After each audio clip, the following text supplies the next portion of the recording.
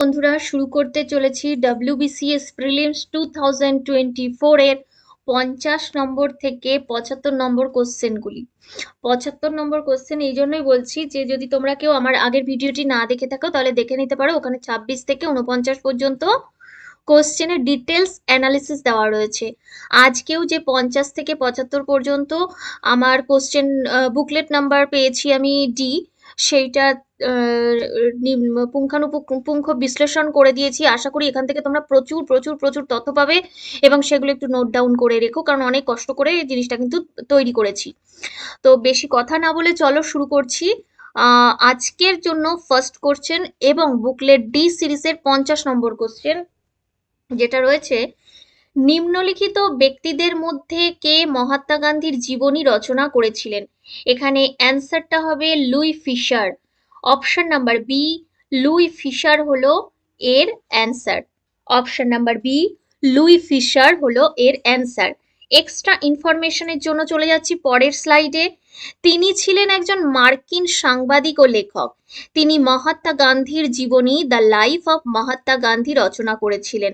তাহলে এখান থেকে আমরা নামটা পাচ্ছি কি, the life of Mahatma Gandhi রচনা করেন। এই বইটি গান্ধীজির জীবন, আদর্শ এবং ভারতের স্বাধীনতা আন্দোলন সম্পর্কে অন্যতম গুরুত্বপূর্ণ জীবনী হিসেবে পরিচিত। এরপর সংক্ষিপ্ত আকারে যদি একটি নোট তোমাদেরকে আমার দিতে হয় তাহলে দেখো কি লিখেছি। নাম লুই ফিশার, তার পেশা ছিল মার্কিন সাংবাদিক ও লেখক। তার বিখ্যাত গ্রন্থ কি, the life of Mahatma Gandhi. তার বিশেষত্ব ছিল গান্ধীর জীবন ও দর্শন নিয়ে প্রামাণ্য জীবনী লেখার জন্য বিশ্বজুড়ে পরিচিত। আর এখান থেকে যদি MCQ একটা আসে তো ভেরি ভেরি ইম্পর্টেন্ট, এগুলো নোট ডাউন করে রাখবে। The life of Mahatma Gandhi বইটির লেখককে, তাহলে অ্যান্সার হবে লুইস ফিশার।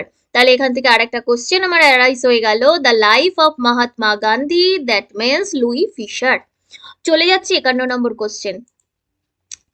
বানু মুস্তাক, অনেকবার পড়েছি আমরা। বানু মুস্তাক এবং দীপা ভাস্তি হার্টল্যাম্প বইয়ের জন্য 2025 সালে আন্তর্জাতিক বুকার পুরস্কার পেয়েছেন।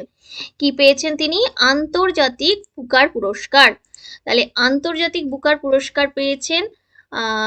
অন্যদিকে ডেভিড স্যালে 2025 সালে তার উপন্যাস ফ্লেশ এর জন্য বুকার পুরস্কার পেয়েছেন। এই দুটি পুরস্কারের মধ্যে পার্থক্য কি দেখো, কতটা ভেতর থেকে কোশ্চেন দিয়েছে যে কোনো নাম জিজ্ঞেস করেনি। আমরা কিন্তু বেসিক্যালি এই নামগুলো পড়ে চলে যাই, কিন্তু এবার কিন্তু একদম ইন্টারন্যাশনাল বুকার প্রাইজের সাথে এমনি বুকার প্রাইজের বুকার পুরস্কারের কি পার্থক্য সেটা তুলে ধরতে বলেছে। মানে তোমাকে খুব ভিতর থেকে জানতে হবে।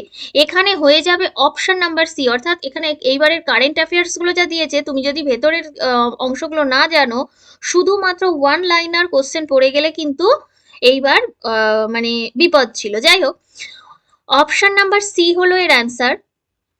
বুকার পুরস্কার কেবলমাত্র ইংরেজিতে লেখা বইয়ের জন্য দেওয়া হয়, আর আন্তর্জাতিক বুকার পুরস্কার দেওয়া হয় যে কোনো ভাষায় লেখা এবং ইংরেজিতে অনুদিত বইয়ের জন্য। চলে যাচ্ছি পরের কোশ্চেন। খুব তাড়াতাড়ি না গেলে কিন্তু আমরা মানে 25টা কোশ্চেনও ঠিক করে বলতে মানে দেখতে পারবো না। এক্সট্রা ইনফরমেশন প্রত্যেকটা কোশ্চেনেই রয়েছে, তাও বলে দিই। বুকার পুরস্কার প্রাপ্ত বানু মুস্তাক, নাম বানু মুস্তাক, পরিচিতি তার ভারতীয় কন্নড় ভাষার লেখিকা, আইনজীবী ও সমাজকর্মী। জন্মস্থান কর্ণাটক, ভারত। তার বিখ্যাত উপন্যাস নারীর অধিকার, সামাজিক বৈষম্য, প্রান্তিক মানুষের জীবন নিয়ে সাহিত্যকর্ম। বুকার প্রাইজ 2025 সালে তার ছোট গল্প সংকলন হার্টল্যাম্পের জন্য আন্তর্জাতিক বুকার পুরস্কার বা ইন্টারন্যাশনাল বুকার পুরস্কার লাভ করেন। অনুবাদক কে ছিলেন? দীপা ভাস্তি। এবার আরআরবি জন্য যারা এক্সামের জন্য প্রিপারেশন নিচ্ছ কিংবা কম্পিটিটিভ এক্সামের জন্য নিচ্ছ, তাদের কাছে কিন্তু শুধু এই তিনটে জানলেই খুব ইম্পর্টেন্ট। এই তিনটের মধ্যেই চলে আসবে, যেহেতু এটা ওয়ান লাইনার আসে। যেমন গ্রন্থ কি? হার্টল্যাম্প। আর কোন ভাষায় লেখা ছিল? কন্নড় ভাষায় লেখা হয়েছিল এবং ইংরেজি অনুবাদ করেছিল দীপা ভাস্তি। এগুলো নোট ডাউন করে নেবে।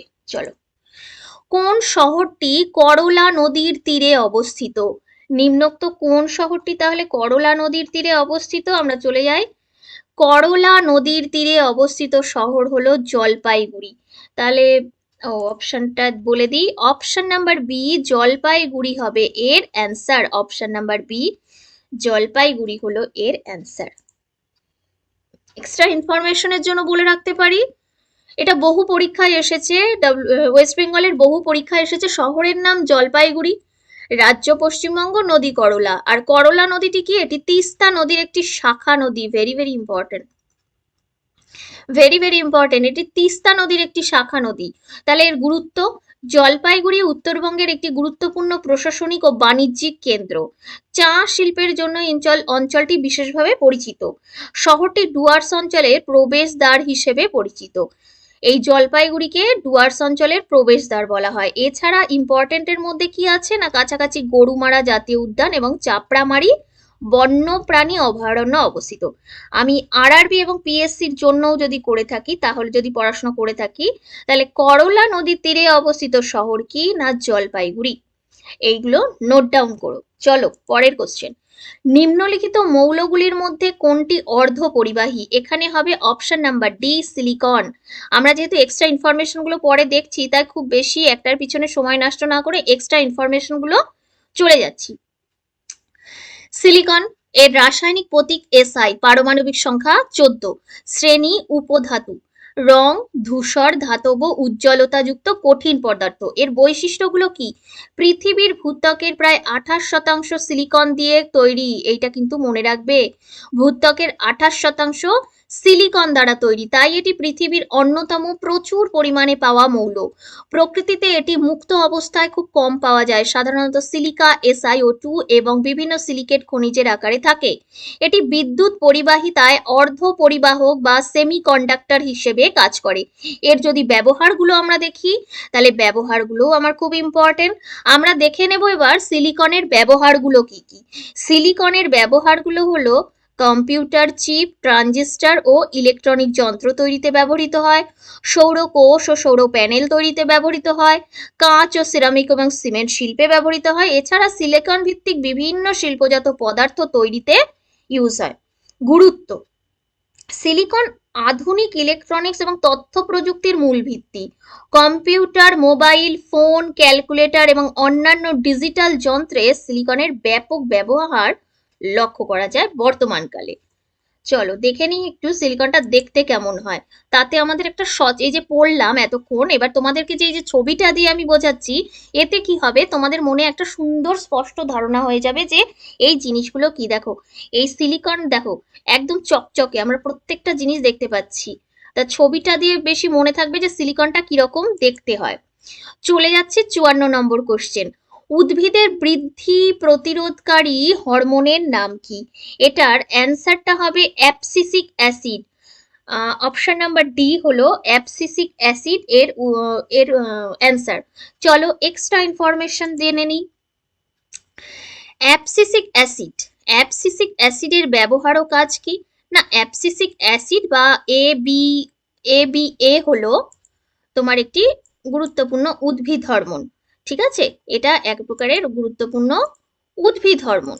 এছাড়া এছাড়া আর কি বলতে পারি, এটার কাজ কি না, বৃদ্ধি নিয়ন্ত্রক হরমোন, যা প্রধানত উদ্ভিদের বৃদ্ধি দমন এবং প্রতিকূল পরিবেশে টিকে থাকতে সাহায্য করে।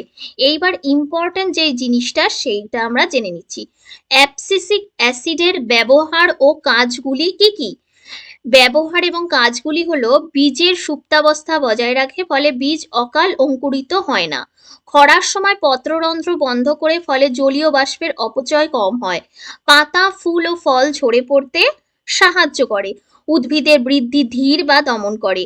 খরা, লবণাক্ততা ও শীতের মতো প্রতিকূল পরিবেশে উদ্ভিদকে সহনশীল হতে সাহায্য করে। এইবার আমাদের যদি আরেকটু সংক্ষিপ্তভাবে পড়তে হয়, তাহলে আমরা কি পড়বো, আমরা এটা লিখে রাখবো। অ্যাবসিসিক অ্যাসিড হলো উদ্ভিদের একটি বৃদ্ধি নিয়ন্ত্রক হরমোন, যা বীজের সুপ্তাবস্থা বজায় রাখে, পত্ররন্ধ্র বন্ধ করে জলক্ষয় কমায়, পাতা ও ফল ঝরতে সাহায্য করে এবং প্রতিকূল পরিবেশে উদ্ভিদকে টিকে থাকতে সাহায্য করে। গেল অ্যাবসিসিক অ্যাসিড সম্পর্কে জানলাম। এরপর আসছি অক্সিন, জিববেরেলিন এবং সাইটোকায়ানিনের হলো তিনটে উদ্ভিদের গুরুত্বপূর্ণ উদ্ভিদ হরমোন। এগুলো তিনটি উদ্ভিদের বৃদ্ধি, বিকাশ এবং বিভিন্ন শারীরবৃত্তীয় কাজগুলো নিয়ন্ত্রণ করে। ভীষণ ইম্পর্টেন্ট, তাই সবকটারই আমি এখানে বৈশিষ্ট্য, সংজ্ঞা এবং কাজ দিয়ে দিয়েছি। দেখে নেব অক্সিনের কাজ কি। অক্সিনের প্রথমে সংজ্ঞাটা জেনে নিই। অক্সিন হলো এমন একটি উদ্ভিদ হরমোন যা মূলত কাণ্ডের শীর্ষস্থ মুকুলেও কচি পাতায় উৎপন্ন হয় এবং উদ্ভিদের কোষের দৈর্ঘ্য বৃদ্ধি করে। উৎপাদনের স্থান কাণ্ডের শীর্ষমুকুল, কচি পাতা, বিকাশমান বীজ ও ফল। এর প্রধান কাজগুলি কি কি? অক্সিনের কাজগুলি হলো কোষের দৈর্ঘ্য বৃদ্ধি করে, মূল গঠনে সাহায্য করে, শীর্ষ প্রাধান্য বজায় রাখে, আলোকানুবর্তিতা ও অভিকর্ষানুবর্তিতা নিয়ন্ত্রণ করে, ফলের বৃদ্ধি ঘটায়, পাতা ও ফল ঝরে পড়া কমায়। এবার এর ব্যবহারগুলি কি কি? কাটিং থেকে শিকড় গজাতে, বীজহীন ফল খুব ইম্পর্টেন্ট, পার্থেনোকার্পি উৎপাদনে, আর আগাছা নাশক হিসাবে যেমন 2,4-D উৎপাদনে কাজে লাগে। পরের স্লাইডে দেখি জিব্বেরেলিন। জিব্বেরেলিন কি না, জিব্বেরেলিন হলো এমন একটি উদ্ভিদ যা উদ্ভিদের কাণ্ডের দৈর্ঘ্য বৃদ্ধি, বীজের অঙ্কুরোদ্গম এবং ফুল ও ফলের বিকাশে সাহায্য করে। উৎপাদন হয় কোথায়? না কচি পাতা, বীজের ভ্রূণ, কাণ্ডের অগ্রভাগ। এর প্রধান কাজগুলি কি কি? কাণ্ডের দ্রুত বৃদ্ধি, দৈর্ঘ্য বৃদ্ধি করে, বীজের সুপ্তাবস্থা বা ডরম্যান্সিটাকে ভেঙে দেয়, তাড়াতাড়ি অঙ্কুরিত হতে সাহায্য করে, ফুল ফোটা ও ফলের বৃদ্ধি ঘটায়, আঙুরের ফলের আকার বড় করে। আঙুরগুলো যে হয় তার ফলের আকারগুলো বড় করবে। এবার দেখে নেব এর ব্যবহারগুলো কি কি। আখের ফলন বৃদ্ধি করে, আঙুরের আকার বৃদ্ধি করে, সুপ্ত বীজের অঙ্কুরোদ্গম ঘটায়। দেখো, তোমাদের ভালো লাগলে চ্যানেলটিকে অবশ্যই সাবস্ক্রাইব করবে এবং একটু শেয়ার করবে যাতে সবাই এটি দেখার সুযোগ পায়। আর যে এক্সট্রা ইনফরমেশনগুলো দিচ্ছি এগুলো তোমরা একটু স্লাইডটাকে চেপে রেখে কিংবা পজ করে নিয়ে কিন্তু লিখে নিতে পারো। চলে যাচ্ছি পরের পয়েন্টে, সাইটোকাইনিন। সাইটোকাইনিন কি? সাইটোকাইনিন হলো এমন এক উদ্ভিদ হরমোন যা কোষ বিভাজন বা সেল ডিভিশন ঘটায়, উদ্ভিদের বার্ধক্য বিলম্বিত করে। উৎপাদনের স্থান কি? মূলের অগ্রভাগ, বিকাশমান বীজ এবং ফল। এবার আসছি এর কাজগুলো কি কি। এর প্রধান কাজগুলোর মধ্যে কোষ বিভাজন ঘটায়, পার্শ্বীয় কুড়ির বৃদ্ধি ঘটায়, পাতার বার্ধক্য বিলম্বিত করে, ক্লোরোপ্লাস্টের বিকাশে সাহায্য করে, আর পুষ্টি পরিবহন নিয়ন্ত্রণ করে। এরপর আসবো এর ব্যবহারগুলো কি কি। টিস্যু কালচারে নতুন চারা উৎপাদন করতে, ফুল এবং শাকসবজি দীর্ঘদিন সতেজ রাখতে, আর উদ্ভিদের বার্ধক্যকে বিলম্বিত করতে সাহায্য করে। তাহলে সবকটা হরমোন সম্পর্কে কিন্তু বলে দেওয়া হলো। তাও একবার ইম্পর্টেন্ট জিনিসগুলোকে দেখো একটা স্লাইডের মাধ্যমে আমি বলে দিয়েছি। কি না বৈশিষ্ট্য অক্সিন, জিব্বেরেলিন, সাইটোকাইনিন। আচ্ছা, অক্সিনের প্রধান কাজ কোষের দৈর্ঘ্য বৃদ্ধি, জিব্বেরেলিনের কাণ্ডের দৈর্ঘ্য বৃদ্ধি এবং অঙ্কুরোদ্গম, আর সাইটোকাইনিনের কোষ বিভাজন। উৎপাদনের স্থান শীর্ষমুকুল, কচি পাতা, জিব্বেরেলিনেরও তাই, কচি পাতা ও ভ্রূণ, আর সাইটোকাইনিনের মূলের অগ্রভাগ। বিশেষ ভূমিকায় সাহায্য করে শীর্ষ প্রাধান্য মূল সৃষ্টি, সুপ্তাবস্থা ভাঙা জিব্বেরেলিন করে, আর সাইটোকাইনিনে বার্ধক্য বিলম্বিত করে। এছাড়া আর কি ব্যবহার, ভেরি ভেরি ইম্পর্টেন্ট, এই ব্যবহারগুলো আমরা জেনে রাখবো। অক্সিনের ব্যবহার হচ্ছে শিকড় গঠন, বীজহীন ফল উৎপাদন অর্থাৎ পার্থেনোকার্পি, যেটা একটুখানি আগে আমরা বলে এলাম, আঙুর ও আখের ফলন বৃদ্ধি, টিস্যু, এটা হচ্ছে জিব্বেরেলিনের কাজ। আর সাইটোকাইনিন কি করে? সাইটোকাইনিন টিস্যু কালচার সতেজতা বজায় রাখতে সাহায্য করে। চলে গেল আমার ফার্স্ট হিসেবে কোশ্চেনগুলো পড়া। এরপর আমি যেটাই আসবো, যদি আমাকে খুব সুন্দর করে মাইন্ড ম্যাপের আকারে মনে রাখতে হয়, আমি সেটাও দিয়ে দিয়েছি এই স্লাইডে, মনে রাখার সহজ উপায়। অক্সিন কোষের দৈর্ঘ্য বৃদ্ধি করে, জিব্বেরেলিন কাণ্ড লম্বা এবং বীজের অঙ্কুরোদ্গম ঘটায়, সাইটোকাইনিন কোষ বিভাজন ও বার্ধক্য রোধ করে। চলো, হরমোনের প্রত্যেক উদ্ভিদ হরমোনের সবকটাই আমরা দেখে নিলাম এই স্লাইডগুলোর মধ্যে। চলে যাচ্ছি 55 নম্বর কোশ্চেন।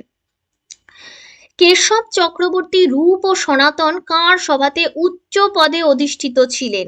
অ্যান্সারটা হয়ে যাবে এখানে option number B, Alauddin Husain Shah.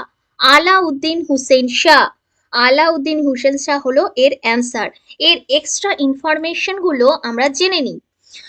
দেখো, হোসেন শাহী বংশের প্রতিষ্ঠাতা ছিলেন তিনি। তার শাসনকালে বাংলার রাজনৈতিকভাবে শক্তিশালী এবং অর্থনৈতিকভাবে সমৃদ্ধ হয়েছিল। ইম্পর্টেন্ট হয়ে যাচ্ছে কামরূপ আসামের অংশ, কামতা, চট্টগ্রাম উড়িষ্যার কিছু অঞ্চল পর্যন্ত রাজ্য সম্প্রসারণ করেন। বাংলা ভাষা, সাহিত্য এবং সংস্কৃতির পৃষ্ঠপোষক ছিলেন। তার আমলে সংস্কৃত গ্রন্থ বাংলায় অনুদিত হয় এবং বহু কবি সাহিত্যিক রাজ সমর্থন পায়। ধর্মীয় সহনশীলতার জন্য তিনি বিশেষভাবে পরিচিত ছিলেন। তার দরবারে হিন্দু মুসলিম উভয় সম্প্রদায়ের মানুষ গুরুত্বপূর্ণ পদে কাজ করতেন। তাহলে এখানে হিন্দু মুসলিমের একটা সমন্বয় দেখতে পাচ্ছি তার সময়।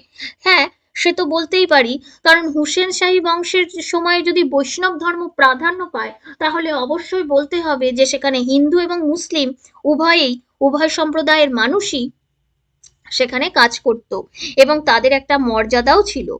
এরপর আসছি, তার মৃত্যুর পর তার পুত্র নাসিরউদ্দিন নসরত শাহ সিংহাসনে বসেন। তাহলে এখান থেকে আরেকটা আমরা কোশ্চেন পেলাম, আলাউদ্দিন হুসেন শাহ, তার পুত্রের নাম কি? নাসিরউদ্দিন নসরত শাহ। এবার পরীক্ষার জন্য কোন কোশ্চেনগুলো আসে? আলাউদ্দিন হুসেন শাহ তিনি হোসেন শাহী বংশের হোসেন শাহী বংশধর। তার শাসনকাল ছিল 1493 থেকে অথবা 94 থেকে 1519 সাল। উপাধি ছিল তিনি বাংলার অন্যতম শ্রেষ্ঠ সুলতান। বিশেষত্ব: বাংলার সুলতানি যুগের স্বর্ণ যুগের রচনা, রাজ্য বিস্তার, ধর্মীয় সহনশীলতা এবং বাংলা সাহিত্য এবং সংস্কৃতির বিকাশ ঘটেছিল। চলে যাচ্ছি তারপরের কোশ্চেন। এরপর আসছি একটা ইম্পর্টেন্ট টপিক বা ইম্পর্টেন্ট একটা পার্সোনালিটির নাম সুলতানি যুগের দেওয়া হয়েছে। আমরা এবার ডব্লিউবিসিএস প্রিলিমসে ফিরোজ শাহ তুগলকের কথা আরো জানতে পারি, কোশ্চেন এসছে, কিন্তু আমি এখানেই ফিরোজ শাহ তুগলক সম্পর্কে বলে দিই।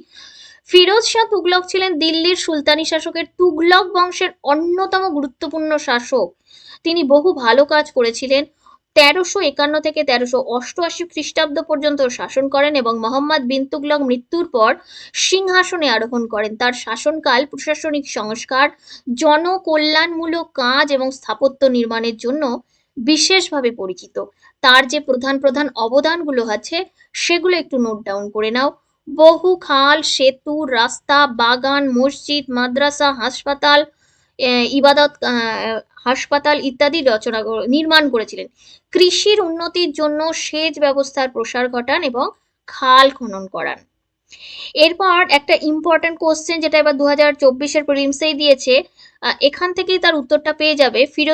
ফিরোজাবাদ, হিসার এবং ফতেহাবাদ সহ একাধিক নতুন শহর তিনি প্রতিষ্ঠা করেছিলেন।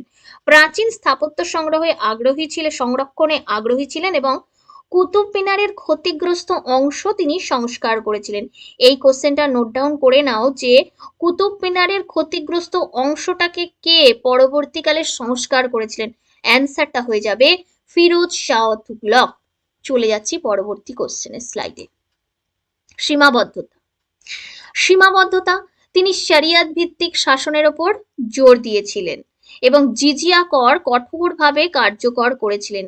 তার শাসনকালে কিছু ধর্মীয় অসহিষ্ণু নীতিরও উল্লেখ ঐতিহাসিক সূত্রে পাওয়া যায়।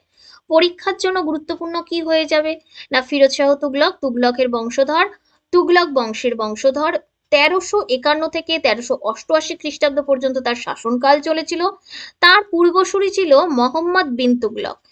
বিশেষত্ব বা জনকল্যাণমূলক কাজ, সেচ ব্যবস্থার উন্নয়ন, নতুন শহর প্রতিষ্ঠা এবং স্থাপত্য নির্মাণ। চলে যাচ্ছি তারপরের কোশ্চেন। তারপরের কোশ্চেনের অ্যান্সারটা হবে 56 নম্বরের অ্যান্সার। একটি বাস্তব গ্যাস কখন আদর্শ গ্যাসের মতো আচরণ করে? এটার অপশন নাম্বার সি, নিম্নচাপ এবং উচ্চ তাপমাত্রায় একটি বাস্তব গ্যাস আদর্শ গ্যাসের মতো আচরণ করে। অপশন নাম্বার সি হলো এর অ্যান্সার। চলে যাচ্ছি পরের কোশ্চেন। 57 নম্বর কোশ্চেন। 50 হার্টজ কম্পাঙ্কের একটি ফোটনের শক্তি ড্যাশ জুল। এখানে এইচ প্ল্যাঙ্কের ধ্রুবক, সি শূন্য মাধ্যমে আলোর গতিবেগ। তাহলে কত শক্তি জুল উৎপন্ন করবে? এখানের অ্যান্সারটা হয়ে যাবে 50 হার্টজ। অপশন নাম্বার এ হলো এর অ্যান্সার। চলে যাচ্ছি তারপরের কোশ্চেন। 58 নম্বর কোশ্চেনে পূর্ব কলকাতা জলাভূমিকে কি হিসেবে ঘোষণা করা হয়েছে? অ্যান্সার হবে option number C, Ramsar site বা রামসার ক্ষেত্র। চলে যাচ্ছি তারপরে স্লাইডে। আচ্ছা, এবার একটু জেনে নিই রামসার সাইটটা কি। রামসার সাইট হলো আন্তর্জাতিক গুরুত্ব সম্পন্ন জলাভূমি যা রামসার কনভেনশন অনুযায়ী সংরক্ষণের জন্য স্বীকৃত। এই কনভেনশনটি 1971 সালের 2রা ফেব্রুয়ারি ইরানের রামসার শহরে অনুষ্ঠিত হয়। ভারতের পক্ষ থেকে এই চুক্তিতে যোগদান করা হয় 1 ফেব্রুয়ারি 1982 সালে। তাহলে এখান থেকে প্রচুর ছোট ছোট কোশ্চেন চলে আসছে। জিকের কোশ্চেন, 1 ফেব্রুয়ারি 1982 খ্রিস্টাব্দে রামসার সাইটে ভারত যোগদান করে। আর এই কনভেনশনটি প্রথম কোথায় হয়েছিল না 1971 সালের 2রা ফেব্রুয়ারি ইরানের রামসার সাইটে। চলে আসছি রামসার সাইটের গুরুত্ব। রামসার সাইটের গুরুত্বগুলো হলো জলাভূমির জীববৈচিত্র্য সংরক্ষণ, পরিযায়ী পাখি ও জলজ প্রাণীর আবাসস্থল রক্ষা করা, বন্যা নিয়ন্ত্রণ, জল সংরক্ষণ এবং পরিবেশের ভারসাম্য বজায় রাখা, জলাভূমির টেকসই ব্যবহার নিশ্চিত করা। গুরুত্বপূর্ণ হয়ে যাচ্ছে আমাদের পরীক্ষার থেকে কনভেনশন স্বাক্ষর 2রা ফেব্রুয়ারি 1971। স্থান সব থেকে বেশি আসা কোশ্চেন রামসার। রামসার কোথায় অবস্থিত? ইরানে অবস্থিত। ভারত কত সালে যোগদান করে? 1 ফেব্রুয়ারি 1982 সালে। বিশ্ব জলাভূমি দিবস কোনটি? 2রা ফেব্রুয়ারি। চলো তারপরের পয়েন্টে যাই। দেখো, এই বছর আমরা জানি রামসার সাইটটা প্রচুরবার নিউজে এসছে। আমাদের ভারতেই 100টা রামসার সাইটের কিন্তু দেখা পাওয়া যাচ্ছে। 5th June 2025 World Environment Day, India added a new Ramsar site and the total number of Ramsar sites reached 100।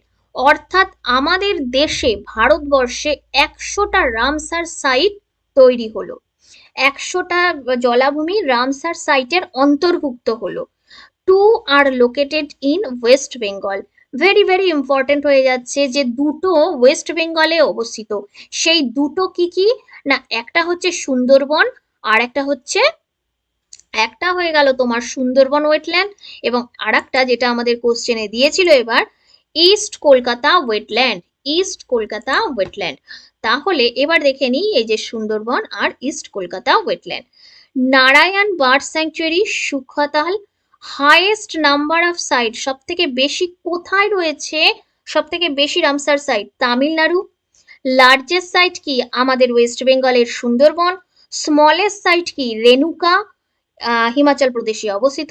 মন্ট্রিক্স record 2 Indian wetlands মন্ট্রিক্স রেকর্ডের আন্ডারে রয়েছে। তার মধ্যে ফার্স্ট রয়েছে কেওলাদিও ন্যাশনাল পার্ক, যেটা সবার ফার্স্ট মন্ট্রিক্সের আন্ডারে আসে, এবং রামসারেরও আন্ডারে আসে কেওলাদিও ন্যাশনাল পার্ক, যেটা অবস্থিত রাজস্থানে, এবং লোকটাক লেক, যেটা অবস্থিত মণিপুরে। এটা কিন্তু ভারতবর্ষের একমাত্র ফ্লোটিং ন্যাশনাল পার্ক বা জলাভূমির ওপর তৈরি ভাসমান পার্ক। চলে যাচ্ছি পরের কোশ্চেন। দেখো 59-এ আমার মনে হচ্ছে একটু কোশ্চেনটাতে একটু গন্ডগোল করেছি, হয়তো টাইপিং মিস্টেক আছে কিছু একটা, দাঁড়াও এক্ষুনি আমি দেখে একটু ঠিক করে দিই। আচ্ছা, মহারাষ্ট্রের এখানে আমার টাইপিং মিস্টেক আছে, এটা কিন্তু মহারাষ্ট্র হবে না, এটা ভুল প্রিন্টিং হয়ে গেছে, এটা হবে যুক্তরাষ্ট্রের। ওকে, এটা হয়ে যাবে যুক্তরাষ্ট্রের। আমি অতটা খেয়ালও করিনি, আর প্রিন্টিংটা ভুল হয়ে গেছিল। ঠিক আছে, যুক্তরাষ্ট্রের রাষ্ট্রপতি কোন কর্তৃত্ব বলে শুল্ক আরোপ করতে পারবেন? এখানে অপশন নাম্বার এ হয়ে যাবে এর অ্যান্সার। কংগ্রেস এমন আইন পাশ করেছে যা রাষ্ট্রপতিকে জাতীয় নিরাপত্তার স্বার্থে একতরফাভাবে শুল্ক আরোপের অনুমতি দেয়। চলে যাচ্ছি 60 নম্বর কোশ্চেন। মুদ্রার অধ্যয়ন এবং বিশ্লেষণ কি নামে পরিচিত? আমরা এটা এটা আমরা কিন্তু ইংলিশের কোশ্চেন হিসেবেও, ইংলিশের ভোকাবুলারিতেও অনেকবার পড়েছি। অ্যান্সারটা হয়ে যাবে option number C, numismatics. Option number C, numismatics. এবার আমরা দেখে নেব এর যে রিলেটেড যে টপিকগুলোর রিলেটেড যে জিনিসগুলো দিয়েছিল প্রত্যেকটা কি, কোনটাকে কি বলে। যেমন 1 নম্বরে অপশন ছিল কয়েনোগ্রাফি। কয়েনোগ্রাফি বলতে মুদ্রার ওপর খোদাই করা চিত্র, প্রতীক, লেখা, নকশা, অলঙ্করণের অধ্যয়নকে বোঝায়। এটি মূলত মুদ্রার বাহ্যিক বৈশিষ্ট্য বিশ্লেষণ করে সেই যুগের শাসক, ধর্ম, সংস্কৃতি, শিল্পরীতি ও রাজনৈতিক ভাবনা সম্পর্কে ধারণা দেয়। উদাহরণ হিসেবে বলতে পারি, কোনো প্রাচীন মুদ্রায় রাজার প্রতিকৃতি, দেবদেবীর ছবি বা প্রতীক চিহ্ন। আচ্ছা, এরপর আসছি এপিগ্রাফি। এপিগ্রাফিটা আমরা অনেকবার দেখেছি, তাও একবার পড়ে নিই। এপিগ্রাফি হলো শিলালিপি, তাম্রলিপি, স্তম্ভলিপি, মন্দিরের দেওয়ালে খোদাই করা লেখা ইত্যাদির অধ্যয়ন। ইতিহাসবিদরা প্রাচীন যুগের রাজা, প্রশাসন, ধর্ম, সমাজ, ভাষা, সংস্কৃতি সম্পর্কে তথ্য জানার জন্য এপিগ্রাফি ব্যবহার করেন। উদাহরণ হিসেবে অশোকের শিলালিপি। এরপর আসছি যেটা আমাদের অ্যান্সার, অর্থাৎ নিউমিসম্যাটিক্স। নিউমিসম্যাটিক্স হলো প্রাচীন মুদ্রা, কয়েন, মেডেল এবং টোকেনের অধ্যয়ন। এর মাধ্যমে কোনো যুগের অর্থনীতি, শাসক, ধর্মীয় প্রতীক, বাণিজ্য এবং রাজনৈতিক ইতিহাস সম্পর্কে জানা যায়। উদাহরণ হলো গুপ্ত যুগের স্বর্ণ মুদ্রা। চলে যাচ্ছি তারপরে স্লাইডে। ক্যালিগ্রাফি। ক্যালিগ্রাফিটা আমরা জানি, ক্যালিগ্রাফি হলো সুন্দর ও শৈল্পিকভাবে হাতের লেখা বা অক্ষর লেখার শিল্প। এটি শুধু লেখা নয়, বরং অক্ষরকে নান্দনিকভাবে উপস্থাপনের একটি শিল্পরূপ। উদাহরণস্বরূপ আরবি, বাংলা, সংস্কৃত অক্ষরের শৈল্পিক লেখা। অনেকের সুন্দর হাতের লেখা হলে আমি বলি না, এ তো পুরো ক্যালিগ্রাফি করছে রে, ঠিক সেটিকে বলা হচ্ছে। সেটা মনে রাখার জন্য বলবে যে এটা ক্যালিগ্রাফি হলো একটা সুন্দর হাতের লেখা।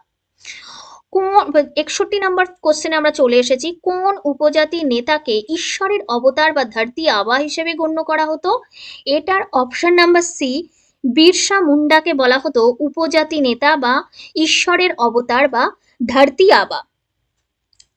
তো চলে যাচ্ছি এক্সট্রা ইনফরমেশন, কারণ এবার অনেকগুলো কোশ্চেন কিন্তু আমাদের এই সমস্ত বিদ্রোহ, ছোটনাগপুর অঞ্চল বা বিভিন্ন রকমের তোমার কি বলবো সংগ্রাম থেকে বা বিদ্রোহের থেকে অনেক কোশ্চেন দিয়েছে, সেগুলো আমরা বিশ্লেষণ করব, কারণ আগামী দিনে হয়তো দেখা যাবে এই ধরনের কোশ্চেন আরো পাবো।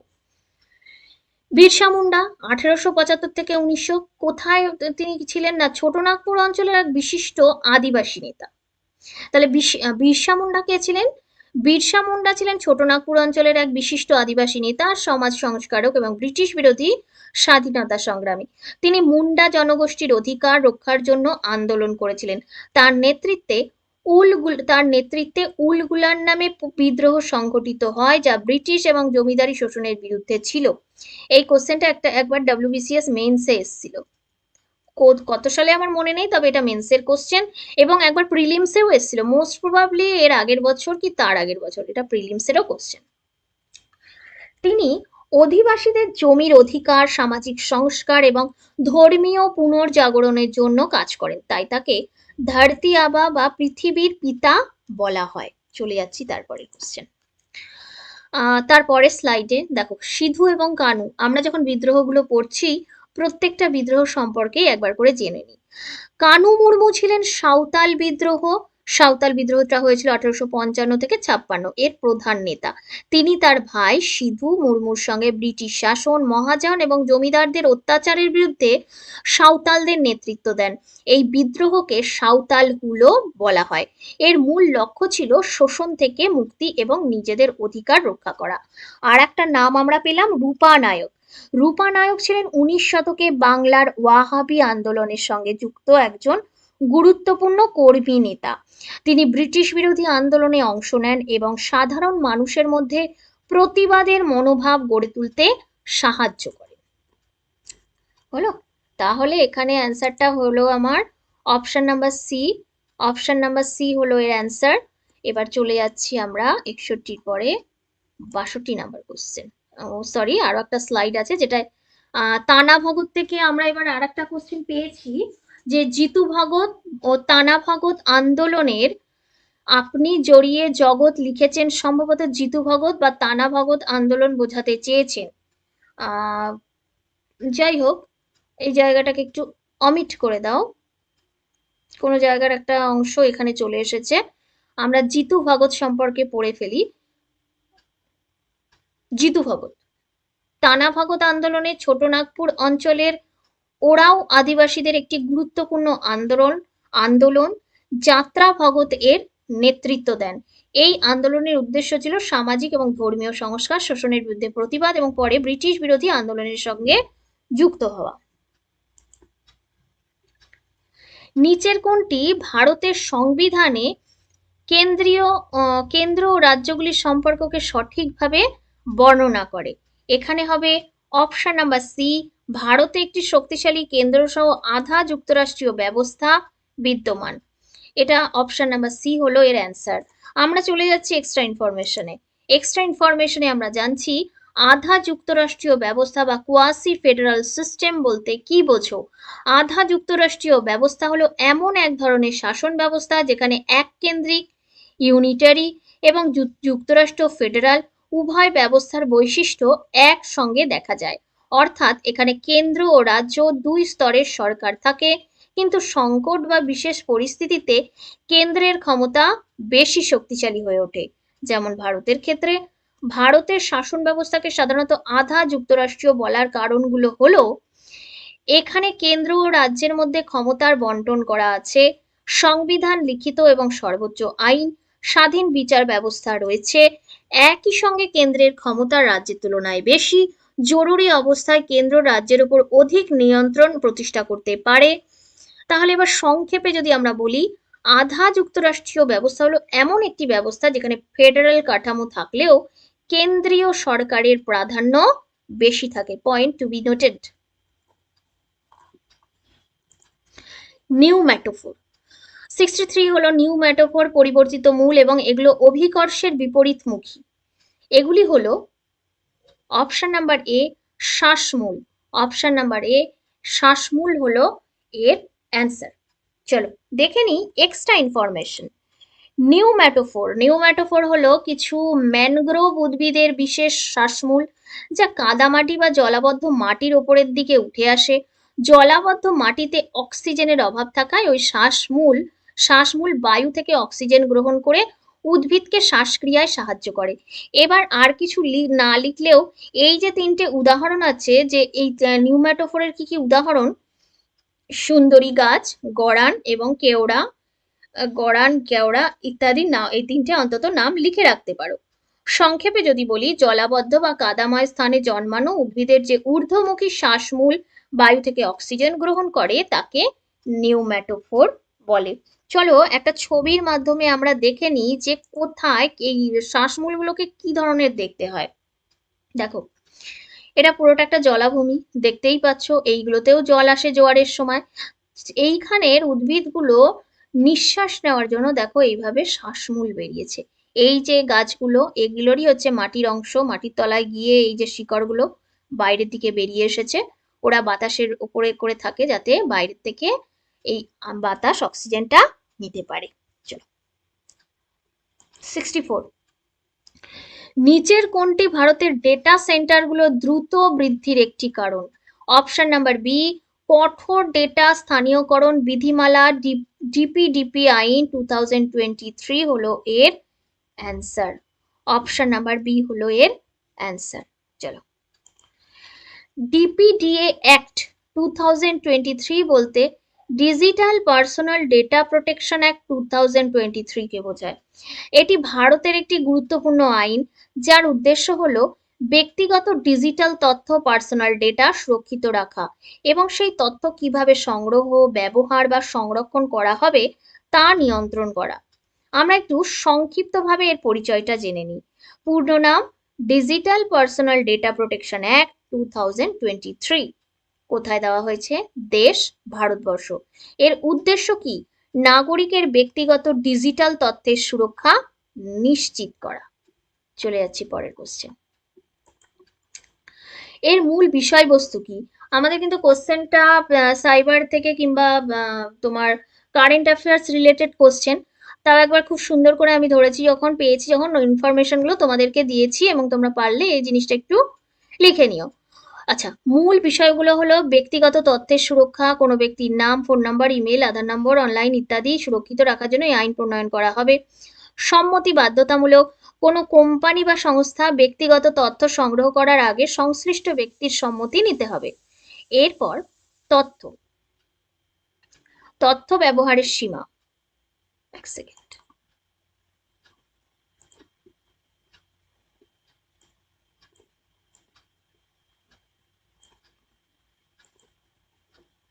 চলো, আচ্ছা, তথ্য ব্যবহারের সীমা যে উদ্দেশ্যে তথ্য নেওয়া হবে সেই কাজেই তা ব্যবহার করা যাবে, অন্য কোনো কাজে তুমি পেয়ে থাকলেও সেটাকে ইউজ করতে পারবে না।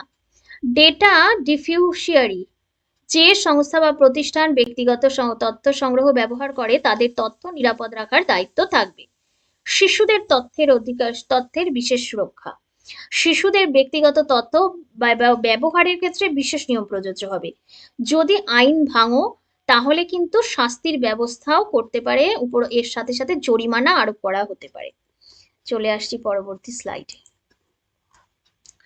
পরবর্তী স্লাইডে কি আছে না, গুরুত্বপূর্ণ কেন হয়ে যাচ্ছে এটি, ডিএডিপি অ্যাক্টটা, এই আইন নাগরিকের গোপনীয়তার অধিকার রক্ষা করে এবং ডিজিটাল যুগে ব্যক্তিগত তথ্যের অপব্যবহার কমাতে সাহায্য করে।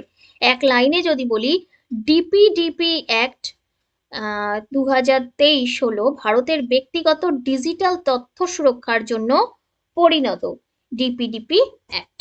চলো আবার একটা হিস্ট্রি থেকে কোশ্চেন, খেরওয়ার বা সাফাহোর আন্দোলনের নেতা কে ছিলেন? খেরওয়ার বা সাফাহোর আন্দোলনের নেতা ছিলেন ভগীরথ মাঝি, অপশন নাম্বার বি এর অ্যান্সার। চলো তারপরে নিম্নের জোড়াগুলো বিবেচনা করো, নিম্নের জোড়াগুলো বিবেচনা করো। এর মধ্যে দেখো জেলা দিয়েছে বাঁকুড়া, কোচবিহার, দক্ষিণ চব্বিশ পরগনা, পূর্ব মেদিনীপুর। এর সাথে প্রাপ্ত প্রাকৃতিক পরিবেশে প্রাপ্ত বৃক্ষ দিয়েছে শাল, পাইন, সুন্দরী এবং বাওয়াব। এখানে বলেছে জোড়াগুলির মধ্যে কতগুলো সঠিকভাবে মেলানো হয়েছে সেটা বর্ণনা করো। দেখো এখানে শুধুমাত্র দুটি, অপশন নাম্বার বি হলো, অপশন নাম্বার বি হলো এর অ্যান্সার, শুধুমাত্র দুটি এর অ্যান্সার। আচ্ছা এখানে কি কি না, কোচবিহারে কিন্তু কোচবিহারের সাথে এখানে পাইন দিয়েছে 3 নম্বরে, দেখো পাইনটা কিন্তু আমরা পাই না, ঠিক আছে। আর পূর্ব মেদিনীপুর দিয়েছে, পূর্ব মেদিনীপুরে বাওয়াবটাও আমরা কিন্তু পাই না, কাজেই এই দুটো কাটা। এছাড়া বাঁকুড়াতে শাল এবং দক্ষিণ চব্বিশ পরগনাতে আমরা সুন্দরী গাছ দেখতে পাই, তার জন্য অপশন শুধুমাত্র অপশন নাম্বার বি। চলে আসছি পরের কোশ্চেন। পরের কোশ্চেনটায় এখনো পর্যন্ত তোমার যে আমাদের যেই অ্যান্সার কি বেরিয়েছে তাতে এখনো অ্যান্সারটা কেউ উজ্জ্ব রেখেছে, অ্যান্সার দেয়নি। কিন্তু আমরা যদি একটু বিবেচনা করে দেখি, বায়ুচাপের পার্থক্যের কারণে ঘূর্ণিঝড়ের সৃষ্টি হয়, একদম সঠিক। ঘূর্ণিঝড় ক্রান্তীয় অঞ্চলে উষ্ণ সমুদ্র জলের ওপর সৃষ্টি হয়, এটাও সঠিক। ঘূর্ণিঝড়ের চোখে মেঘের আবরণ থাকে এবং তাপমাত্রা সর্বনিম্ন হয়, আমি যদি মনে করে নিই তাহলে এটাও সঠিক। কোনো কোনো জায়গায় দেখছি যে তাহলে আমার এখানে অপশন নাম্বার বিটা হয়ে যাবে সঠিক অ্যান্সার। কিন্তু কোনো কারণ ঘূর্ণবাতের যেখানে চোখ থাকে এখানে ঘন মেঘ থাকে এবং তাপমাত্রা সর্বনিম্ন হয়, এই জন্যই তো ঘূর্ণবাতের চোখ সৃষ্টি হয়। তো হিসাব মতো আমার মত অনুযায়ী অপশন নাম্বার বি হলো এর অ্যান্সার। কিন্তু কোনো কোনো জায়গায় দেখতে পাচ্ছি এই অপশনটাকে অমিট করছে, যে ঘন মেঘের আস্তরণ বা তাপমাত্রা সর্বনিম্ন এই যে জায়গাটা কিছু একটা প্রবলেমের কারণে বলছে যে না। তো আমার মতে অপশন নাম্বার বি হলো এর অ্যান্সার। আদারওয়াইজ যদি তোমার অ্যান্সার কিতে এরপরে যদি বলে দেয় তাহলে দেখা যাবে এই কোশ্চেনটা আপাতত অমিট করো, অমিট করে রাখাই ভালো। তাও আমার মতে আমি বলে দিলাম যে অপশন নাম্বার বি হতে পারে মেবি। দুটি গাড়ি এ এবং বি দুটি ভিন্ন স্থান থেকে একে অপরের দিকে যাত্রা শুরু করে, স্থান দুটির মধ্যবর্তী দূরত্ব 160 কিলোমিটার। গাড়ি দুটি ঠিক সকাল 8:10 একই সময়ে যাত্রা শুরু করে। যদি গাড়ি দুটির গতিবেগ যথাক্রমে 50 কিলোমিটার এবং 30 কিলোমিটার হয় তবে তারা একে অপরের সাথে কখন দেখা হবে বা দেখা করবে? এর অপশন নাম্বার এ হবে এর অ্যান্সার। এটা একটা তোমার ম্যাথের কোশ্চেন, যে বিপরীতমুখী আছে তাহলে উভয়ে হচ্ছে গিয়ে যোগ হয়ে যাবে এবং এখানে টাইমটাকে মাইনাস করলেই ওপরটাকে দিয়ে একটা তোমার ডিভাইড করলেই যা 2 আওয়ার্সের গ্যাপ আসবে এবং 2 আওয়ার্সের গ্যাপ মানে 8:10 থেকে 10:10 অ্যান্সার হবে। এশিয়াটিক সোসাইটি প্রতিষ্ঠিত হওয়ার সময় বাংলার গভর্নর জেনারেল কে ছিলেন? এশিয়াটিক সোসাইটি প্রতিষ্ঠিত হওয়ার সময় বাংলার গভর্নর জেনারেল ছিলেন ওয়ারেন হেস্টিংস, অপশন নাম্বার এ এর অ্যান্সার। চলে যাচ্ছি এই চারটেরই অ্যান্সার সম্পর্কে ভালোভাবে বিস্তারিত আলোচনা করতে। চারজন তোমার গভর্নর জেনারেলের সময়ে কি কি কাজ হয়েছে, তারা কোন সময় পর্যন্ত ছিল সেগুলো আলোচনা করব। কিন্তু তার আগে যদি তোমরা কেউ মাইন্ড ম্যাপ আকারে খুব ছোট করে লিখে রাখতে চাও তাহলে আমরা যদি বলতে চাই যে লর্ড ক্লাইভ পলাশির যুদ্ধ ব্রিটিশ শাসনের ভিত্তি স্থাপন করেছিল, ওয়ারেন হেস্টিং প্রশাসনিক সংস্কার এবং দ্বৈত শাসনের অবস্থান, এই কোশ্চেনটা খুব আসে। লর্ড কর্নওয়ালিস প্রত্যেকটা কোশ্চেনে পাবে, চিরস্থায়ী বন্দোবস্ত, কর্নওয়ালিস কোড। লর্ড ওয়েলেসলি এটাও সাবসিডিয়ারি অ্যালায়েন্স এবং সাম্রাজ্য বিস্তার। কেউ কিছু না পড়লেও এই জায়গাটা যদি মনে রাখতে পারো তাহলে এখান থেকে বলে দিতে পারি একটা, দুটো, তিনটে, এই তিনটে কোশ্চেন তো তোমরা প্রত্যেকটা এক্সামে যেখানে হিস্ট্রি আছে সেখানে পেতেই পারো। চলো আমরা এবার একটু বিস্তারিতভাবে আলোচনা করে দেখি যে কোন গভর্নর জেনারেলের সময় কি কি হয়েছিল এবং তারা কোন কোন সময়ে ছিল। দেখো, 1 নম্বরে আসছি আমরা ওয়ারেন হেস্টিংস। তিনি ছিলেন বাংলার প্রথম জেনারেল। ব্রিটিশ শাসন সুগঠিত করতে তার ভূমিকা গুরুত্বপূর্ণ। তার গুরুত্বপূর্ণ কাজগুলো কি না, রেগুলেটিং অ্যাক্ট 1773 কার্যকর হওয়ার পর তিনি বাংলার প্রথম গভর্নর জেনারেল হওয়ার, ভেরি ভেরি ইম্পর্টেন্ট। আর একটা ইম্পর্টেন্ট কোশ্চেন, দ্বৈত শাসনের অবসান ঘটে, রাজস্ব ব্যবস্থা সংস্কার করে, ফৌজদারি এবং বিচার ব্যবস্থায় পরিবর্তন আনে, কলকাতাকে প্রশাসনিক কেন্দ্র হিসেবে শক্তিশালী করেন। এছাড়া ভারতীয় আইন এবং সংস্কৃতি বোঝার জন্য এশিয়াটিক সোসাইটি প্রতিষ্ঠার সময় তার পৃষ্ঠপোষকতাও ছিল। এর এক লাইনে যদি মনে রাখতে হয়, ওয়ারেন হেস্টিং ব্রিটিশ শাসনের প্রশাসনিক ভিত শক্তিশালী করেছিল। তো ইম্পর্টেন্ট হয়ে যায়, সব থেকে বেশি যেই ওয়ারেন হেস্টিং থেকে যেই কোশ্চেনটা আসে সেগুলো সবই দাগিয়ে দিলাম। চলো চলে যাচ্ছি পরবর্তী question, Lord Cornwallis. Lord Cornwallis তিনি 1786 থেকে 1793 পর্যন্ত গভর্নর জেনারেল ছিলেন। তিনি 1786 থেকে 1793 পর্যন্ত গভর্নর জেনারেল ছিলেন। তিনি প্রশাসন, বিচার, ভূমি রাজস্ব ব্যবস্থায় গুরুত্বপূর্ণ পরিবর্তন এনেছিলেন। তার গুরুত্বপূর্ণ কাজগুলোর মধ্যে আমরা সব সময় মনে রাখবো চিরস্থায়ী বন্দোবস্ত বা পার্মানেন্ট সেটেলমেন্ট 1793 এর প্রবর্তন করা। চিরস্থায়ী 1793 প্রবর্তন করেন। চিরস্থায়ী বন্দোবস্ত থেকে পার্মানেন্ট সেটেলমেন্ট থেকে প্রত্যেকবারই কোশ্চেন আসে, এটা একটি ভীষণ ইম্পর্টেন্ট কোশ্চেন, প্রত্যেকবার হয় মেন্স নয় প্রিলিমস, কিছু না কিছুতে আসবে, কিংবা ওয়েস্ট বেঙ্গলের যে কোনো এক্সাম, ওয়েস্ট বেঙ্গল কেন যে কোনো এক্সামের ক্ষেত্রে আসে। তাহলে চলো দেখে নিই লর্ড কর্নওয়ালিস কি কি করেছিলেন। চিরস্থায়ী বন্দোবস্ত বা পার্মানেন্ট সেটেলমেন্ট করেছিলেন 1793 খ্রিস্টাব্দে। কর্নওয়ালিস কোড চালু করেছিলেন যার মাধ্যমে প্রশাসন ও বিচার ব্যবস্থায় সংস্কার আনেন। সিভিল সার্ভিসের শৃঙ্খলা আনেন এবং দুর্নীতি কমানোর চেষ্টা করেন। বিচার ব্যবস্থাকে আরো সংগঠিত করেন, রাজস্ব আদায়ে জমিদার শ্রেণীর স্থির করল। এক লাইনে যদি মনে রাখতে হয় তাহলে লর্ড কর্নওয়ালিস চিরস্থায়ী বন্দোবস্ত এবং প্রশাসনিক সংস্কারের জন্য বিখ্যাত। এই পয়েন্টটা নোট ডাউন করে নেবে। প্রত্যেকটা স্লাইডে কিন্তু খুব ইম্পর্টেন্ট এবং ইনফরমেটিভ স্লাইড এক একটা। তোমরা যদি মনে করো এখান থেকে তো লিখে রাখবে তাহলে কিন্তু প্রচুর কোশ্চেনের অ্যান্সার তোমরা পেতে পারো। Lord Cornwallis. লর্ড কর্নওয়ালিস তিনি 1798 থেকে 1805 পর্যন্ত গভর্নর জেনারেল ছিলেন। তার সময় ব্রিটিশ সাম্রাজ্য ভারতবর্ষে দ্রুত বিস্তার লাভ করে। গুরুত্বপূর্ণ কাজ কি, তিনি সাবসিডিয়ারি অ্যালায়েন্স অধীনতামূলক মিত্রতা নীতি চালু করেন। ভারতীয় দেশীয় রাজ্যগুলিকে ব্রিটিশ নিয়ন্ত্রণে আনার নীতি গ্রহণ করেন। এছাড়া Tipu Sultan, very very important, চতুর্থ মহীশূর যুদ্ধ হয়েছিল, টিপু সুলতানের পতন ঘটেছিল 1799 খ্রিস্টাব্দে। ব্রিটিশ শক্তি দাক্ষিণাত্য এবং উত্তর ভারতে আরো বিস্তৃত হয়। প্রশাসনিক শিক্ষার জন্য ফোর্ট উইলিয়াম কলেজ তিনি 1800 সালে প্রতিষ্ঠা করেন। এইটাও আরেকটা এক্সামের জন্য ইম্পর্টেন্ট কোশ্চেন। এক লাইনে যদি বলি, লর্ড ওয়েলেসলি সাবসিডিয়ারি অ্যালায়েন্সের মাধ্যমে ব্রিটিশ সাম্রাজ্যের বিস্তার করেছিলেন। পরের স্লাইডে যাচ্ছি, লর্ড ক্লাইভ। ব্রিটিশ শক্তি প্রতিষ্ঠায় লর্ড ক্লাইভের ভূমিকা অত্যন্ত গুরুত্বপূর্ণ। তাকে ব্রিটিশ শাসনের ভিত্তি নির্মাতাদের একজন বলা হয়। পলাশির যুদ্ধ 1757-তে পলাশির সিরাজদৌলাকে পরাজিত করে বাংলায় ব্রিটিশ প্রাধান্য প্রতিষ্ঠা করেছিলেন। এছাড়া আর কি করেছিলেন, লর্ড ক্লাইভের শাসনকালটা হিস্ট্রিতে খুবই ইম্পর্টেন্ট। কেন আবার বলে দিচ্ছি, এক তো হয়ে যাচ্ছে পলাশির যুদ্ধ, দ্বিতীয় বক্সারের যুদ্ধ 1764-র পর ব্রিটিশ শক্তি আরো দৃঢ় হয় এবং বেশি, যদিও যুদ্ধের সময় তিনি সরাসরি সেনাপতি ছিলেন না, তার নীতির প্রভাব ছিল। দ্বৈত শাসন, ডুয়েল গভর্নমেন্ট চালু করেন বাংলায়। ইস্ট ইন্ডিয়া কোম্পানির রাজনৈতিক ক্ষমতা বৃদ্ধি করেন, বাংলার দেওয়ানি লাভের পথ তৈরি হয় তার সময়। এক লাইনে বলতে গেলে লর্ড ক্লাইভ পলাশির যুদ্ধের সময় ভারতে ব্রিটিশ শাসনের ভিত্তিপ্রস্তর স্থাপন করেছিলেন। 70 নম্বর কোশ্চেন, ভীষণ ইম্পর্টেন্ট।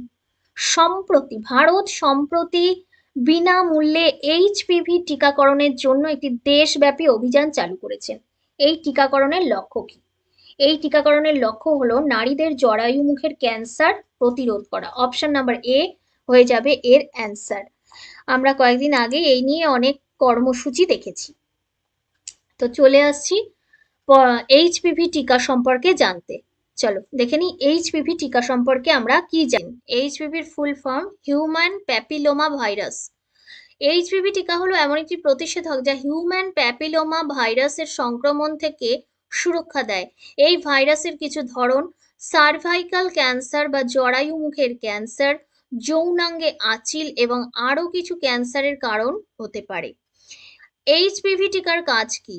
এইচপিভি সংক্রমণ প্রতিরোধ করে, জরায়ু মুখের ক্যান্সারের ঝুঁকি কমায়, কিছু ক্ষেত্রে অন্যান্য এইচপিভি জনিত ক্যান্সার থেকেও সুরক্ষা দেয়। এছাড়া কারা নিতে পারে এটা? সাধারণত কিশোরী এবং তরুণীদের এই টিকা দেওয়া হয়। অনেক ক্ষেত্রে কিশোরীদেরও দেওয়া হয় যাতে ভাইরাস সংক্রমণ কমে। এর গুরুত্বটা কি, যে সারা ভারতবর্ষে এত পরিমাণে কেন আলোচনা হলো বা এর প্রতি এত মানুষ কেন ঝুঁকলো? এইচপিভি টিকা জনস্বাস্থ্যের জন্য গুরুত্বপূর্ণ কারণ এটি ভবিষ্যতে ক্যান্সার প্রতিরোধে সাহায্য করবে। আমি যদি এক লাইনে মনে রাখি তাহলে হবে এইচপিভি টিকা হলো হিউম্যান প্যাপিলোমা ভাইরাসের বিরুদ্ধে প্রতিষেধক যা বিশেষভাবে জরায়ু মুখের ক্যান্সারকে প্রতিরোধে সাহায্য করে। এর পূর্ণ রূপ হলো হিউম্যান প্যাপিলোমা ভাইরাস। নামটা মনে রাখবে, এর পূর্ণ রূপটা কি। চলে যাচ্ছি পরের কোশ্চেন। 71 নম্বর কোশ্চেনে আমরা চলে এসেছি। অপশন নাম্বার এ হলো এর অ্যান্সার। কোশ্চেনটাই বলতে ভুলে গেছি। চলো একবার কোশ্চেনটা নিয়ে আলোচনা করা যাক। নিম্নলিখিত বন মানুষদের মধ্যে কোনগুলি আধুনিক মানুষের হোমো সেপিয়েন্স জিনগতভাবে সবচেয়ে নিকটতম? অপশন নাম্বার এ সিম্প্যাঞ্জি এবং গরিলা হলো এর অ্যান্সার। জেনে নিই সিম্প্যাঞ্জি এবং বোনাবো বা গরিলা। সিম্প্যাঞ্জি এবং বোনাবো দুটি এপ শ্রেণীর অন্তর্গত এবং মানুষের নিকটতম আত্মীয়ের প্রাণীদের মধ্যে অন্যতম। এরা প্যানগণের অন্তর্গত। শিম্প্যাঞ্জির বৈজ্ঞানিক নাম প্যান ট্রোগোলোডাইটিস। ট্রোগ্লোডাইটিস আফ্রিকার বনাঞ্চলে পাওয়া যায়। এরা বুদ্ধিমান, সামাজিক, দলবদ্ধভাবে বাস করে, ফল, পাতা, পোকামাকড় ইত্যাদি খায়। যন্ত্র ব্যবহার করার ক্ষমতা এদের রয়েছে। বোনাবো কি? বনবো প্যানিসকাস মূলত কঙ্গো গণতান্ত্রিক প্রজাতন্ত্রের বনাঞ্চলে পাওয়া যায়। শিম্প্যাঞ্জির তুলনায় আকারে কিছুটা ছোট এবং শান্ত স্বভাবের। এদের সমাজে মহিলা নেতৃত্ব খুব বেশি দেখা যায়। খুব সামাজিক এবং সহযোগিতাপূর্ণ আচরণ করে। পার্থক্যটা কি? শিম্প্যাঞ্জি এবং বোনাবো এই দুজনের মধ্যে পার্থক্যটা আমরা একটু দেখে নিই। শিম্প্যাঞ্জি তুলনামূলকভাবে বেশি আক্রমণাত্মক, বোনাবো তুলনামূলকভাবে শান্ত এবং সহযোগী। বোনাবোর সমাজে মাতৃতান্ত্রিক বৈশিষ্ট্য দেখা যায়। এক লাইনে আমরা বলতে পারি শিম্প্যাঞ্জি বোনাবো মানুষের নিকটতম আত্মীয় এপ, তবে বনাবো তুলনামূলকভাবে শান্ত এবং মাতৃতান্ত্রিক সমাজে বাস করে। চলে যাচ্ছি পরবর্তীতে। ভারতীয় সঙ্গীত সমাজ প্রতিষ্ঠাতা কে ছিলেন বা প্রতিষ্ঠা কে করেছিলেন? অপশন নাম্বার বি জ্যোতিরিন্দ্রনাথ ঠাকুর। অপশন নাম্বার বি হলো এর অ্যান্সার। যদি এর এক্সট্রা কোনো ইনফরমেশন পাই তো চলো দেখি। জ্যোতিরিন্দ্রনাথ ঠাকুর ছিলেন 19 শতকের বাংলার এক বিশিষ্ট নাট্যকার, সঙ্গীতজ্ঞ, অনুবাদক, চিত্রকর ও সমাজসেবী। তিনি ঠাকুর পরিবারের অন্যতম কৃতি সদস্য এবং রবীন্দ্রনাথ ঠাকুরের দাদা ছিলেন। জন্ম পরিচয় 4 মে 1849, মৃত্যু 4 মার্চ 1925। পিতা মহর্ষি দেবেন্দ্রনাথ ঠাকুর। এই হলো এনার বংশ পরিচয়। গুরুত্ব কি না, হিস্ট্রিতে এনার গুরুত্ব কি? জ্যোতিরিন্দ্রনাথ ঠাকুর বাংলার সাহিত্য, নাটক, সঙ্গীত, সংস্কৃতির বিকাশে গুরুত্বপূর্ণ ভূমিকা পালন করেছিলেন। এক লাইনে যদি আমরা জানি, জ্যোতিরিন্দ্রনাথ ঠাকুর ছিলেন রবীন্দ্রনাথ ঠাকুরের দাদা এবং এর বাংলা নাটক সঙ্গীত সাহিত্যের একজন বিশিষ্ট ব্যক্তিত্ব। চলে যাচ্ছি পরবর্তীতে। ৭৩ নম্বর কোশ্চেন। 1 মিটার ৭৩ নম্বর কোশ্চেন। 1 মিটার দৈর্ঘ্য এবং 1 সেন্টিমিটার স্কোয়ার প্রস্থচ্ছেদের একটি ধাতব তারের রোধ 10 ওহম। তারটির রোধাঙ্ক বা রেজিস্টিভিটি কত? এখানে অ্যান্সারটা হবে option number A 1/10 ohm centimetre. Option number A এর অ্যান্সার। ভারতের ভূসংস্থান টপোগ্রাফিক্যাল মানচিত্র প্রকাশ করে কে? এটা একটা ইম্পর্টেন্ট কোশ্চেন হয়ে যাচ্ছে। Option number A survey of India. Option number A survey of India প্রকাশ করে। এক্সট্রা ইনফরমেশনের জন্য দেখে নিই। সার্ভে অফ ইন্ডিয়া হলো ভারতের জাতীয় মানচিত্র নির্মাণ। এটি সার্ভে অফ ইন্ডিয়া নামে পরিচিত। সার্ভে দেশের বিভিন্ন অঞ্চলের মানচিত্র তৈরি, জরিপ, সীমানা নির্ধারণ, ভূতাত্ত্বিক এবং ভৌগোলিক তথ্য সংগ্রহ ইত্যাদির কাজ করে। প্রতিষ্ঠা হয় কত সালে? 1767 সালে এর প্রতিষ্ঠা হয়। এটি ভারতের অন্যতম প্রাচীন বৈজ্ঞানিক সংস্থা। এর প্রধান কাজগুলো কি কি? সার্ভে অফ ইন্ডিয়ার প্রধান কাজ কি? ভারতের সরকারি মানচিত্র প্রস্তুত করা, ভূমি জরিপ এবং সীমানা নির্ধারণ করা, টোপোগ্রাফিক্যাল মানচিত্র তৈরি করা, প্রশাসনিক এবং উন্নয়নমূলক কাজে ভৌগোলিক তথ্য সরবরাহ করা, প্রতিরক্ষা এবং পরিকল্পনার কাজে সহায়তা করা। সার্ভে অফ ইন্ডিয়ার সদর দপ্তর কোথায়? সার্ভে অফ ইন্ডিয়ার সদর দপ্তর হলো দেরাদুন, উত্তরাখণ্ডে অবস্থিত। সব থেকে বেশি আসা সার্ভে অফ ইন্ডিয়ার এই কোশ্চেনটি। এর গুরুত্ব কি? সার্ভে অফ ইন্ডিয়া দেশের পরিকল্পনা, প্রতিরক্ষা, পরিবহন, সেচ, বন, নগরায়ন এবং উন্নয়ন প্রকল্পে একটি গুরুত্বপূর্ণ ভূমিকা পালন করে। এক লাইনে যদি উত্তর দিই, সার্ভে অফ ইন্ডিয়া হলো ভারতের সরকারি মানচিত্র এবং ভূমি জরিপ সংস্থা। চলে যাচ্ছি পরের স্লাইডে।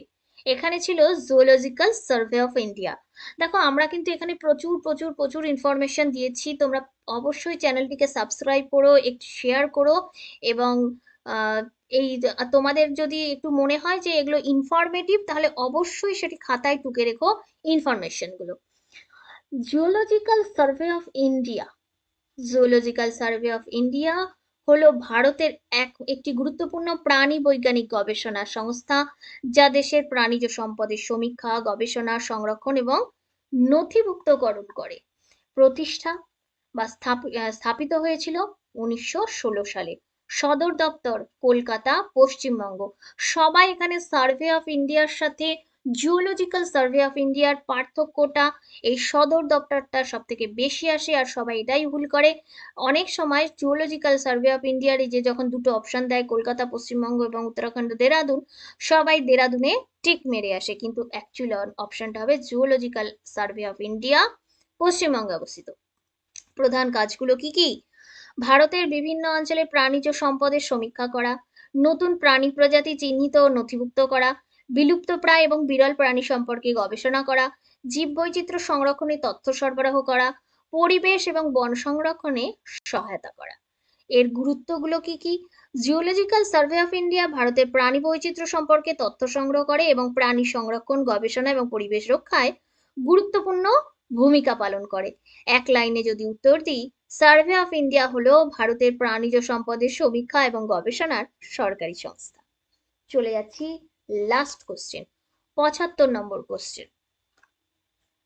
একটি পরীক্ষায় একজন শিক্ষার্থী প্রতিটি সঠিক উত্তরের জন্য 4 নম্বর, উত্তর না দেওয়া প্রত্যেকটি প্রশ্নের জন্য 1 নম্বর এবং প্রতিটি ভুল উত্তরের জন্য 0 নম্বর পায়।